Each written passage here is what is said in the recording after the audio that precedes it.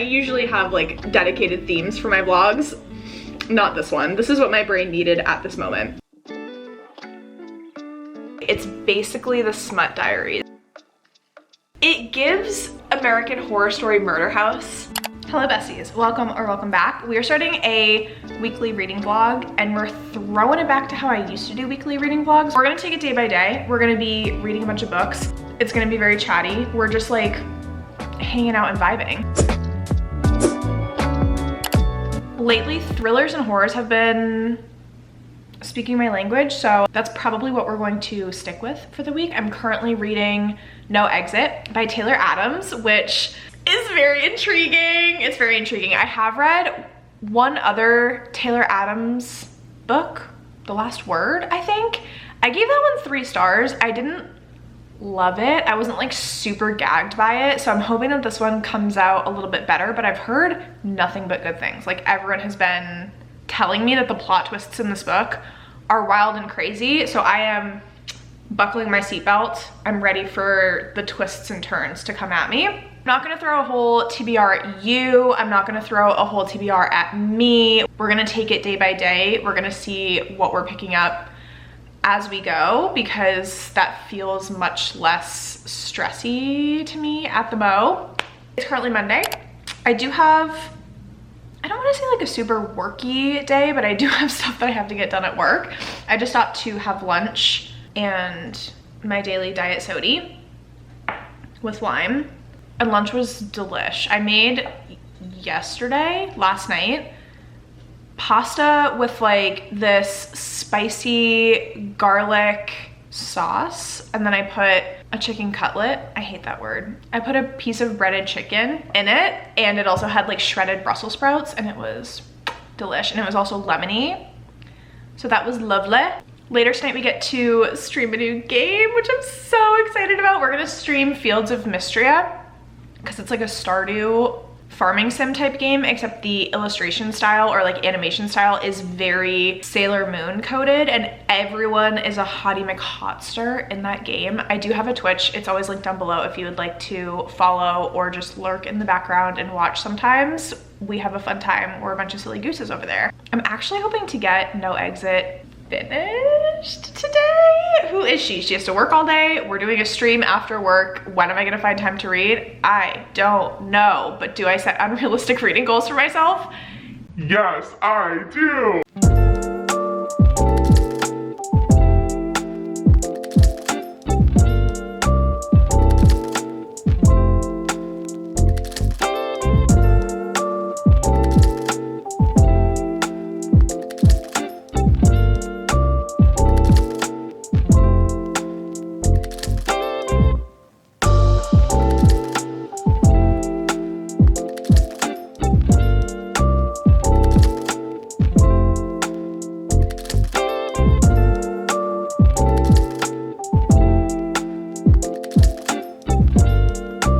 I just got back from my official lunch break. I went to the gym, I walked on the treadmill, and we were reading No Exit. I'm now at 40%, so we'll do our first update for this book. And let me give you a summary for it. Let me just check what's included in the official summary so I don't spoil anything. We have our main character, Darby. She is a college student at UC Boulder, and she is on her way back to Utah to visit her family because she just found out that her mom is sick with cancer. I think it takes place around Christmas time, because I'm pretty sure she's saying like a couple other people she ends up meeting were traveling to be back with their family for Christmas as well. So she's driving back home in the middle of a blizzard.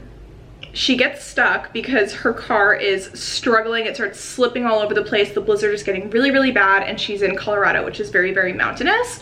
She ends up stopping at this gas station where she's stuck with a handful of other people, and there's no escape. There's also no cell service. They're trapped due to this weather. They can't go anywhere until snowplows come, which probably won't be until the next morning. She finds in the parking lot, there's this really creepy van. She finds out that there's a little girl in that van. So then it becomes this mystery of who amongst them kidnapped this girl and why, and are they dangerous, which it turns out they are. They're actually psychotic and we're trapped with these people for the next, we'll just call it 24 hours. It's definitely suspenseful. I think I mentioned this is not my first Taylor Adams book. I did read The Last Word, and I will say he knows how to write really gross antagonistic characters. Like, it was the same thing in The Last Word. The killer was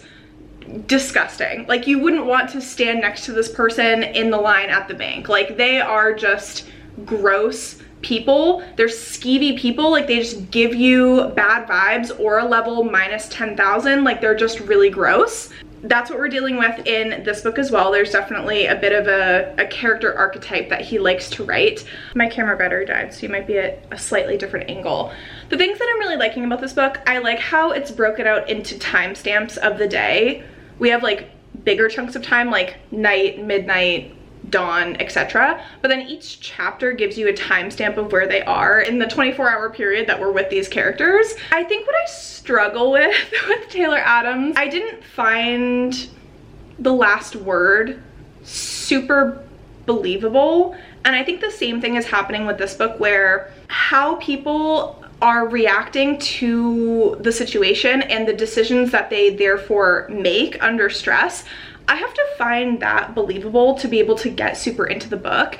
And what I'm struggling with is that our main character, Darby, it's just making me suspicious of her, because I feel like she's not reacting like a normal person would react in that situation. However, do I find it entertaining? Yes. Do I want to see where it's going? Yes. I really truly hope I never meet Taylor Adams in person. He seems like a weirdo. Like, his brain and the way that he concocts these characters, they're characters that just truly make your stomach turn when you're reading about them, because they're so vile that I don't know I would want to meet this person in real life, if that makes sense. Same thing with Karen Slaughter. I would never want to meet her in person, because Pretty Girls was horrifying. And like, I just don't want to interact with the person whose brain concocted a story like that.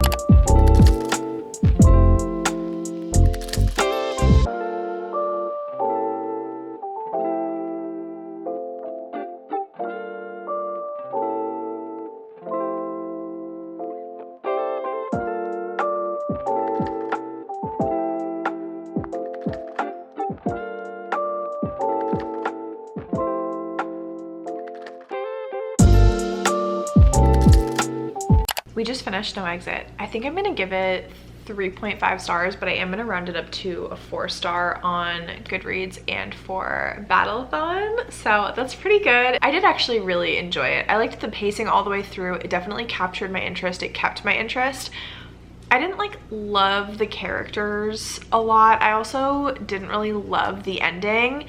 It just gets very graphic. Like, if you like a gory thriller, I think that you would enjoy Taylor Adams. I find that it's a little bit too much for me. It's just very over the top. Like, I understand that, I mean, there's a killer on the loose, like, people are gonna get hurt. It's a very high tension, high stakes situation that they're all in, so it's literally life or death. But it borders on like torture, and that's not for me. Like, I definitely skim through or skip over those paragraphs or parts of the story because I just don't enjoy reading about it. But it was actually pretty solid. I would say that was a good thriller that I did enjoy. I have no idea what we're going to read next. The novella that I have on deck that I've been thinking about, that is a horror, I believe, is called This Is Where We Talk Things Out by Caitlin Marsu. I have no idea how to say that last name. Apparently it has like a kind of messed up mother-daughter relationship. It's pitched as a cross between Stephen King's Misery and Stephanie Robles' Darling Rose Gold. I don't know if I could take like a Misery book though, because there was a lot of gore in Misery. The other options that I have 2 arcs that I meant to read like at the end of July. One of them is a collection of romantic short stories, which is called Kiss and Make Love by Luna Day. This is the cover for it. It is so beautiful. Like, I love this artist literally so much. maybe we switch to this because I feel like I could do with some very like quick, not all of the short stories are spicy. Some of them are more sweet, which I think might be nice. I am a little bit worried because for romances, I really like to feel connected to the character. Sometimes short stories, they're quick, concise, to the point, and you actually do like the characters. This is really interesting. I don't know if I can zoom in at all. She did lengths of each of the short stories, and then she gave them each a spice warning, which is so cool. Hold on, let me see if this shows up on camera. I love that. That is so cool. So I think we actually might start and read a couple of these and see how we go. Some of these are literally 4 pages long, and some of them are 105 pages long. The total book of short stories is 341 pages. Hello. We read over 50% of Kiss and Make Love last night, that short story collection. It's basically the smut diaries. Like, it seems like Luna Day said, I have all of these spicy scenes that I want to write. However, I don't want to write like a full book about them. I just want to write very brief little vignettes about these couples. Not even couples, it's just like horny people. So that's what she did, and it's actually really fun to read. I'm enjoying it. There's certain stories that I definitely like more than others. There was one story about the professor that was not what I was expecting at all. I mean, it's basically like a college student hooking up with her professor, but right at the end of when she's like about to graduate is when they start to really pursue each other, and she's a student working to become an embalmer, like working in a funeral home. And so like that's a really weird premise, and it wasn't supposed to be like gothic inspired or anything like that. It's supposed to be like truly a contemporary love story setting, and I'm like, both of these people just want to like work with dead bodies, and that's kind of weird, especially for like the mood and the tone of like this whole collection. Like that was a little bit weird, but their interaction was really fun. Some definitely hit more than others, as it does in a short story collection. So I'm not sure how I want to rate this, because I do want to give it a rating because I'm reading it. It is also an arc, and so I would like to leave a review for it, but I just find rating short story collections so difficult. So that's been fun. Like I said, I'm having a good time with it. I think that's all of my thoughts for now. I'm gonna try to finish it today, and then we'll see what we pick up next. I have like 2 options that I keep going back and forth on. I only have an hour and 30 minutes left in this book. So my next short story is called The Rivals, which I love a rivals to lovers story. Hi besties, I am just fixing my hair before stream, and also I'm gonna try not to scream at you. I've realized that I've taught myself that when I'm vlogging and just filming in general, I need to speak really loud because my old mic wasn't as good, and this new mic is really good and it picks up my volume really well, but it makes me seem like I'm screaming at you because I've edited a couple clips to just make sure that the new mic was working. And I was like, oh my gosh, hopefully they don't think that I'm yelling at them. But I wanted to do a bit of a quick update because today is Thursday. I am flying back to Massachusetts today. Yesterday I didn't really read too much, and I did want to finish Kiss and Make Love to give some final thoughts on that. And then also, my Libby holds for the September House and My Throat is an Open Grave by, I think that's by toribetween. Both of those are due in 2 days at this point. I think yesterday, yeah, I think it's 2 days. And I do want to read those books, and they're both like on the scarier side. Like they're both horrors, and obviously we read No Exit in this vlog. I kind of threw in Kiss and Make Love because it's an arc that I had been slacking on and needed to read. But I'm kind of thinking today, since we're flying, I always read a ton on planes. I enter super speed mode. I think we're going to extend this vlog a little bit. I'm not going to be vlogging too much when I'm like back on the East Coast with my family, but we'll take a couple clips at the airport with y'all, so that way you guys can come with me a little bit, and then I will do like a final clip and hopefully have some good updates about the September House and My Throat and Open Grave. So you're in for a wild ride, essentially, for the remainder of this vlog, but I just wanted to give that little update of Rooney Dooney. Yesterday, I don't think I really even vlogged anything at all because it was crunch time to do a lot of errands before this trip. I had to get my brother his birthday presents, I had to get birthday cards, and I needed to go to the post office to mail some stuff. We just were sending out thank you cards for our wedding, and I know that it's August and we got married in May, but we wanted to wait until we got our wedding photos back, so it just took a really long time. So all of those are in the mail, which feels so good. It was giving me so much anxiety. I was like, I have to mail out these thank you cards before I go to Massachusetts.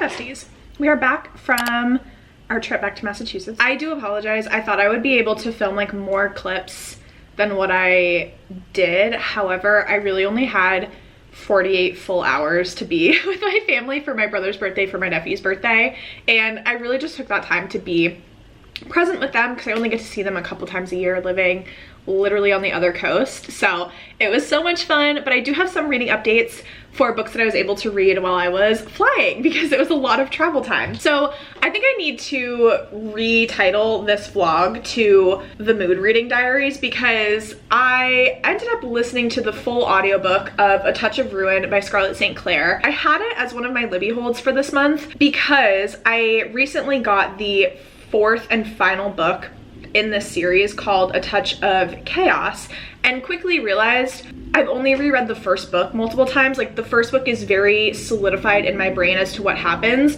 I don't remember too much from the second and third books, and I would do well with a reread. So that's why I reread the second book on audio on the planes. I ended up giving it, I'm a little bit torn. My first initial thought was like 3-star, like it was good, not great, because in this book, Persephone is really going through it. She's going through a lot of trials and tribulations with a lot of change that's happening in her life. The first book is very focused on obviously meeting our love interest Hades, them getting to know each other. She gets a challenge, like a bargain put on her in the first book where she has to grow something living in the underworld in the land of the dead, and if she does that, then she like wins this bargain with Hades. If not, she has to live in the underworld with him. And so like that's the whole first book. This book, a lot of things are changing with her friends. She's trying to navigate having a boyfriend who literally is the god of the dead and lives in the underworld, and she's torn between, does she want to live and stay in the underworld and get less time with her family and friends, or does she want to kind of live this in-between life of going between the upper world and the underworld, like freshly graduated from college, so it's like also trying to navigate being a big girl and having a big girl job, which is a lot harder of a transition than anyone ever talks about. So she's dealing with all of that as well. She's a journalist. Everyone wants the tea about the gods, especially Hades. I feel like the second read didn't hit as hard for me, but I might actually be leaning closer to a 4-star because these books are so easy to read. Like, I fly through them. I'm always interested. Every time I put it down, I want to pick it back up. And it's such an interesting, like, take on a Hades and Persephone retelling. But I will say, Persephone is kind of an annoying main character. The first time that I read these books, which was in 2020 when I, like, first started reading again, I was smitten. Like, you could not say anything bad about these books. I would not hear it. Like, I thought that they were absolutely incredible perfection. I do see that Persephone is a much more annoying main character, especially with, there's a specific situation that's happening with one of her best friends in this book, and she really handles it poorly, and she's like really aggravating about it. And I feel like that's what made me lean closer to a 3-star. Maybe I'll give it a 3.5. We'll just cut it right down the middle. And then I did start the September House, and I am going to try to finish it in this vlog. I'm gonna try to listen to a lot of it today while I'm working. Today is definitely a worky work day. I do have some meetings later in the day, but I have to do a lot of prep for them, and I feel like when I can just zone into an audiobook and zone into like looking at numbers, it just helps me focus a little bit better. So that's my goal for today, and then after we finish the September House, that will be the conclusion of this vlog, which has been the most random assortment of books, honestly. Like, there's no theme to this. It's just a weekly reading vlog. I usually have like dedicated themes for my vlogs. Not this one. This is what my brain needed at this moment. 22% into the September House. The audiobook for this is really, really wonderful. I will say, like, It's probably a me thing, but this book didn't have the strongest start for me. However, I did start listening to this book when I had to wake up at 3:30 in the morning to catch a 6 a.m. flight.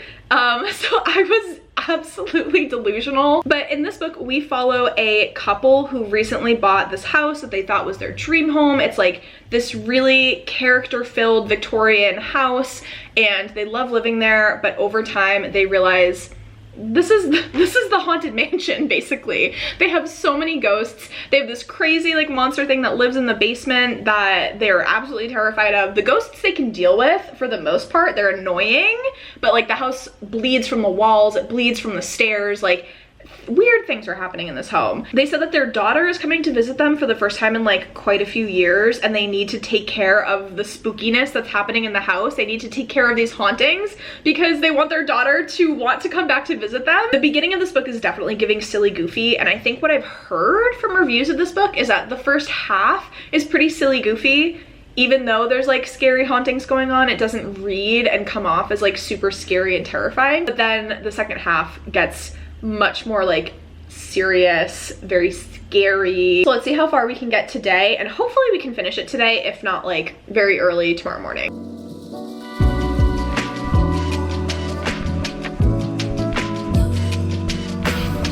Same day, different shirt. I'm now at 46% in the September house. The chapters are a little bit longer, so I just wanted to do an update here before I got over the halfway point through the book. This is a book number one, I'm glad that I have the audiobook for, and number two, I like that I have stuff to do while listening to it, because I think if I tried to read this book physically and just fully zone into it, I'm not sure that it would really hold my attention. Not only are we dealing with this like haunted house setup, but at some point our main character's husband, Hal, just like goes missing. It's not something that our main character, Margaret, seems to be like overly concerned about, which is so weird, but her daughter, Catherine, who came to like see them and visit them after, I think, 6 years, is obviously very concerned about her dad just like not being there. As time goes on, Margaret is being more and more entrenched into this delulu of interacting with the ghosts,